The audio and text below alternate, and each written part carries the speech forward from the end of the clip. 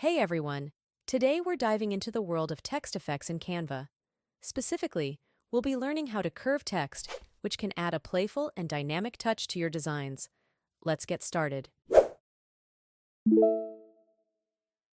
Alright, start by opening Canva and choosing the size of your design. I have mine already here. Click on the Text tab on the left sidebar and choose Add a Heading or Add a Subheading, depending on your needs. Type in the text you want to curve. Now, this is the magic part. Click on your text box to select it. Then, look at the top toolbar. You'll see an option called Effects. Click on that. Here you can see various effects that you can use on your text. For now, we will choose Curve Effect.